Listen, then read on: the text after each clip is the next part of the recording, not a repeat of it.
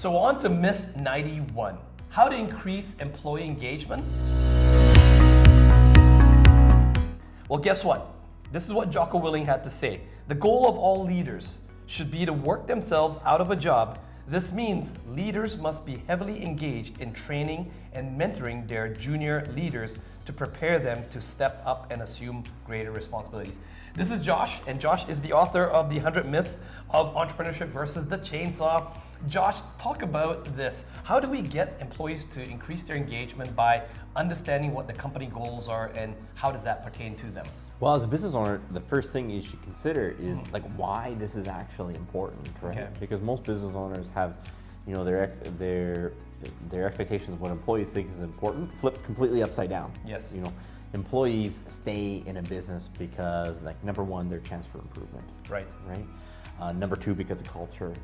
Number three, because of work-life balance. And number four, because of pay. Right? Yeah. And most business owners, if asked, they would probably flip those, Yep. right? In reverse order, right? That's the order that it actually occurs. So the very first thing we have to consider is that vision that you have for your business, right? Now, I would say a lot of entrepreneurs, they actually have a vision for their business, but they're very bad at communicating it to employees, right? Okay. And so They assume that their employees already know the vision and it's in their head, but they... That's right. Yeah. As entrepreneurs, we live in our heads. Yeah. You know what I mean? We have these visions, but we never actually verbalize it to the people around us, right? Right. And it's going through our heads all day long, but it might have come out of your mouth once. Right. To one employee over here, you know what I Yeah. mean? And it needs to be articulated well to all of the employees over and over, right? Yes. That's like step one in, you know, how will you have any sort of culture within the business, right? How will anybody see a chance for progression without a vision laid out Right. for them, right? And so we don't just have to have a vision, we have to articulate it, and we have to articulate it to everybody repetitively, okay? That's the only way people are going to come on board, right? Because we just have to realize it's gone through our heads so many more times Yeah. than the employees. We're thinking about it 24/7, but the employee shuts off on Friday, you know, and they may just turn back on Monday again, but they're just doing their job. They're not really thinking about the vision of the company or the mission of the company. Correct, Right. correct. And actually, Josh, you also have another quote here. You said that 40% of departing employees cite lack of future career development. And that's why that's number one, right? Number one, it's the number one reason that they're going to leave, right? Yeah. You know, it's not pay, right? Yeah. Especially if you're dealing with junior positions, right? Yes. You know, the difference between you're going to make $20 an hour here and $21 an hour there is like, who cares? Like, how do I make $80 an hour, right? That's, you know, that's a bigger reason for somebody to stay, right? Yeah. So we have to have that. So once you have the vision, you know, once you've taken the time to articulate it Yep. and then repeat articulating it again, right? Now we have to go a step deeper, right? Because often the employee has objectives that, you know, they're not really tied to the business directly, right? But how does the company's goal help them realize their personal goals, Right. And so in order to do that, we have to actually understand what their goals are, right? Right. Maybe they want to get married, maybe they want to buy a house, Yeah. maybe they want to have a vacation, have kids, Yeah. right? What are those personal goals that if the business executes on its goals, Yeah. the employees of the business will be in a better position to execute on their personal goals. Yeah, it becomes right? a win-win, right? We need to establish the link between those two, right? Because or else it can still seem like kind of this esoteric thing, right? So once we have that vision, once we've articulated it, we need to go a step deeper. And this is where it's, you know, it's not really done on a group basis, like on an individual basis, right? Yeah. We actually need to, you know, map out what those employee goals are, because they won't all be the same. Yes. Some of them want a house, some of them don't care if they have a house. They hate having a house, right? Some of them want a new car, some of them don't. Some want to travel, some don't, right? And so we need to really understand what those individual goals are, Yes. and see how if the company, if the company accomplishes A, the company can provide this, which puts you in a better position to succeed over here. And in some of the other videos, Josh, like the time management videos where we talk about, you know, you always talk about how you have to block out time to have those one-on-ones. I mean, you do also a daily huddle with your team. Talk about when and how do you communicate the vision to the group, and then how and when do you communicate the aligning of the employees' goals and also the company's goals. Daily huddle's good. It provides the ability for it not to drift, right? Right. So you can provide minor updates along the way on the vision, right? Yes. But I would suggest that the main vision should be articulated in more of a deep dive, right? Right, And okay. so we always tell people, it's like, yeah, you should have a standing 15-minute huddle. You should probably have once a week where you can go an hour deep.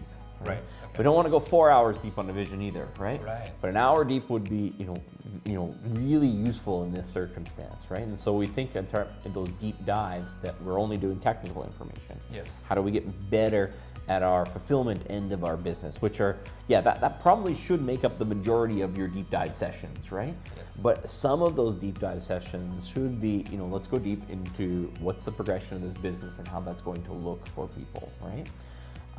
That's part of it, right? Yes. And then you touched on the other part of it that's probably even, as important or even more important, and that's the one-on-one time, right? Right.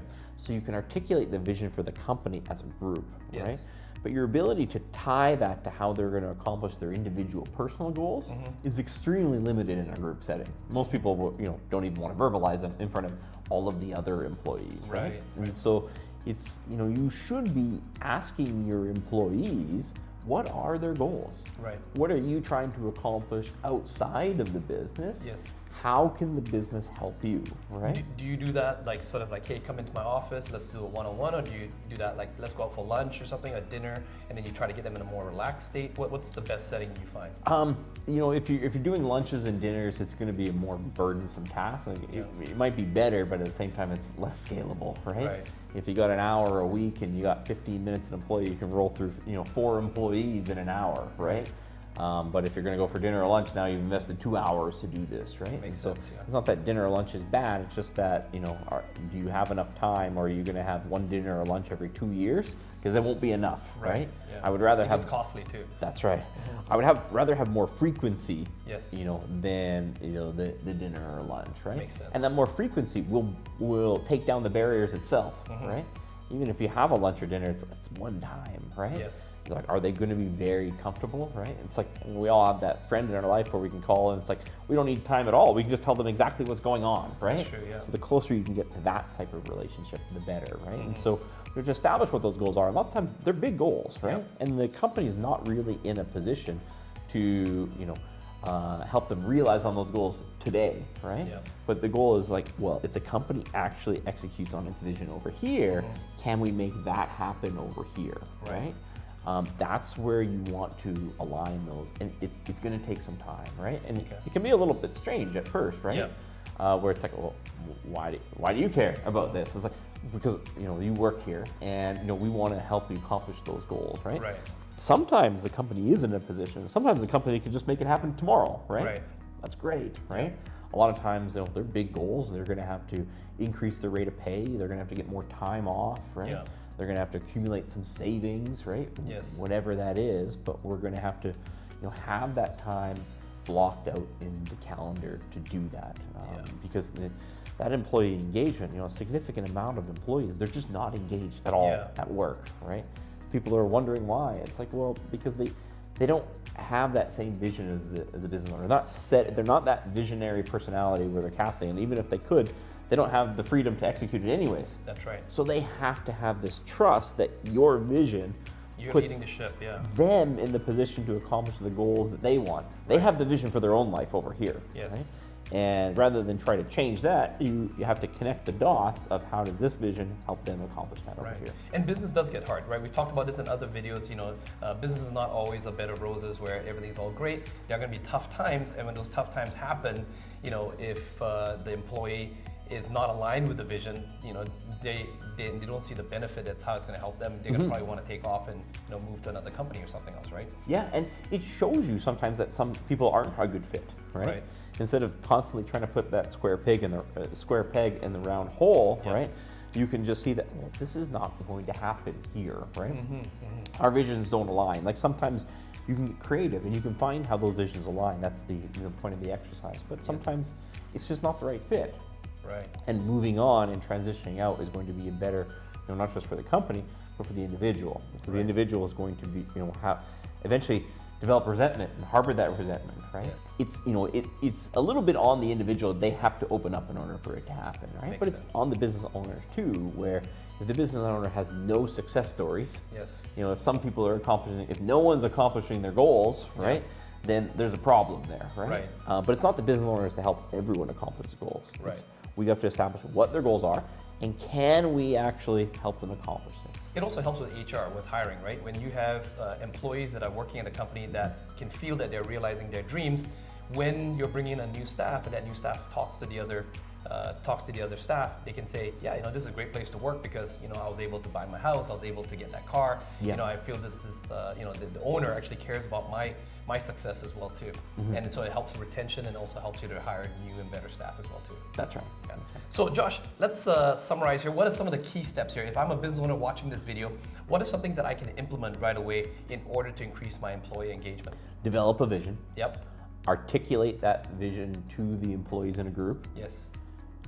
Articulate it again to them in a group. We need to. This is something we have to repeat. What's the frequency? How often do we do it? I would say that's something that you, at least a year. Every year you need to articulate. So you're stealing one of those deep dive training sessions for an hour to articulate the vision to the group, right? Got it. Okay. And I don't think every quarter would be outlandish, right? Okay. Because sometimes it changes, right? Yes.